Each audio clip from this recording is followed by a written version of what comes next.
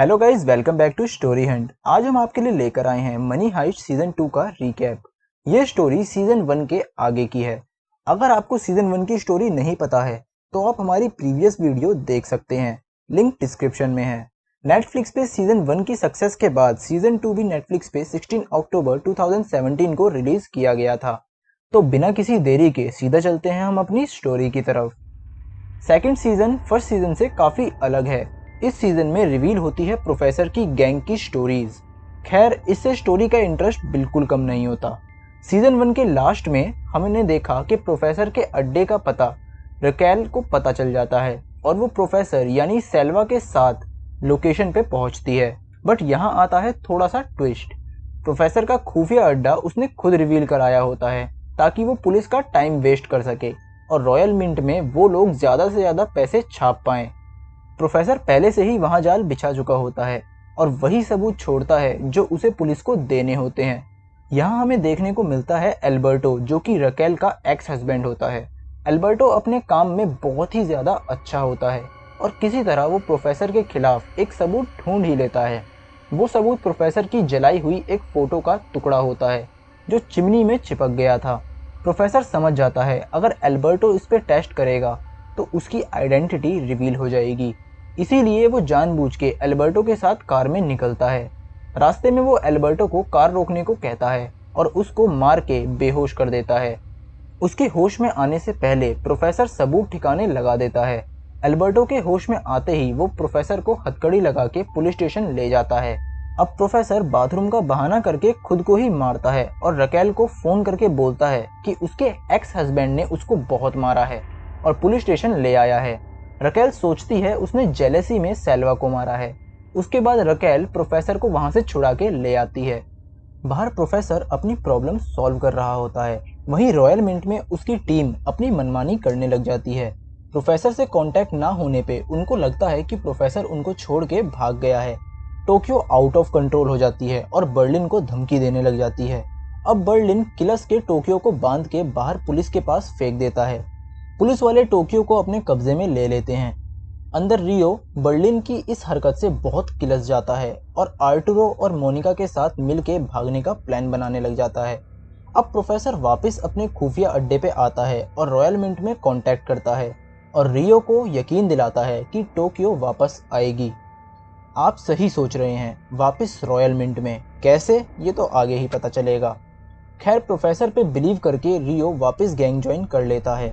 वहीं Raquel plan बना के अफवाह फैलाती है कि एंजल अब कोमा से बाहर आ गया है, ये सोच के कि प्रोफेसर उसे ठिकाने लगाने जरूर जाएगा। बट प्रोफेसर हमेशा से एक स्टेप आगे रहता है।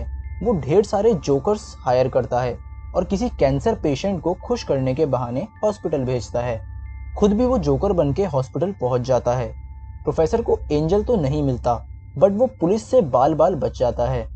प्रोफेसर को इतना तो पता चल जाता है कि एंजल अभी भी कोमा में ही है और पुलिस को प्रोफेसर का जोकर वाला अवतार देखने को मिल जाता है। वहां से भाग के प्रोफेसर सीधा रकेल से सेल्वा बन के मिलने जाता है। रकेल को सेल्वा की शर्ट पे जोकर की विग वाले बाल दिख जाते हैं। यहाँ होता है पर्दाफाश। रकेल समझ जाती है कि सेल्वा ही वो जोकर और प्रोफेसर है।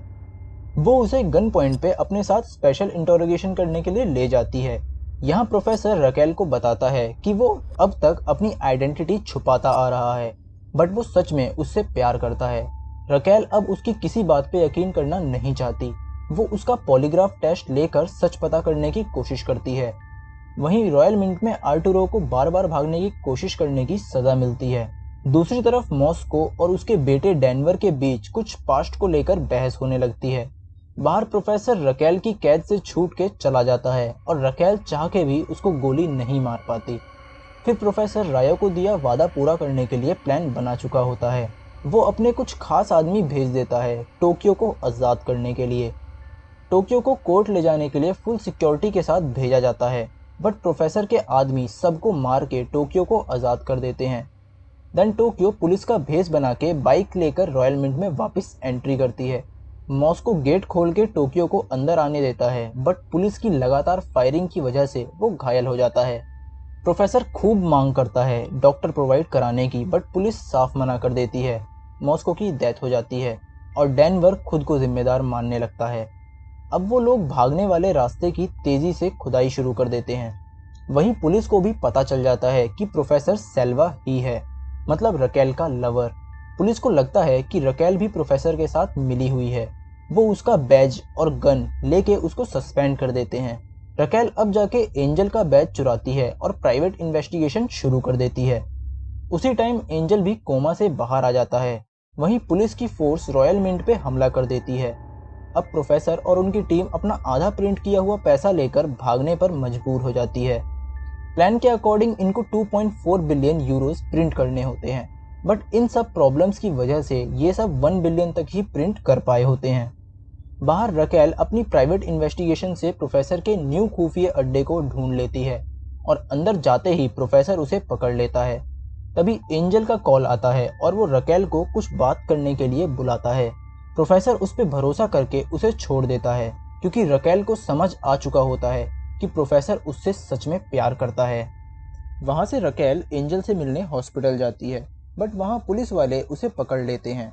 वो रकेल से प्रोफेसर के खुफिया अड्डे के बारे में पूछते हैं, बट रकेल उन्हें साफ मना कर देती है। अब पुलिस वाले उसकी बेटी का सहारा लेके उससे कुछ उगलवाने की कोशिश करते हैं।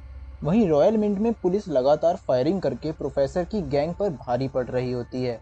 यहाँ बर्लिन अपना असली काम करता है। वो सब कुछ जाने को कहता है और खुद वहीं रुक के पुलिस को होल्ड करके रखता है।